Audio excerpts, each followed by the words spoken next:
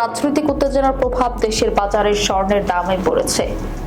Bangladesh jewellers association ভরিতে 2,216 টাকা বাড়িয়েছে।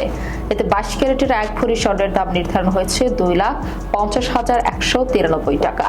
বুধবার সকালে এক বিজ্ঞপ্তিতে বাজুস জানিয়েছে, নতুন এই দাম বুধবার সকাল 10টা থেকে কার্যকর হয়েছে। সমন্বিত ওই দামে আজ শুক্রবার দেশের বাজারে বিক্রি হবে স্বর্ণ। বাজুস জানিয়েছে, স্থানীয় বাজারে তেজাবি স্বর্ণের মূল্য বেড়েছে, ফলে সার্বিক পরিস্থিতি বিবেচনায় স্বর্ণের নতুন দাম নির্ধারণ করা হয়েছে। এ নিয়ে চলতি বছর এখন পর্যন্ত দেশের বাজারে 55 সমন্বয় করা হয়েছে স্বর্ণের দাম। নতুন দাম অনুযায়ী দেশের বাজারের প্রতি ভরি 22 ক্যারেটের স্বর্ণের দাম পড়বে 2,50,193 টাকা। এছাড়া 21 ক্যারেটের প্রতি ভরি 2,37,820 টাকা, 18 ক্যারেটের প্রতি ভরি 2,04,703 টাকা এবং সনাতন পদ্ধতির প্রতি ভরি স্বর্ণের দাম 1,66,737 টাকা নির্ধারণ হয়েছে।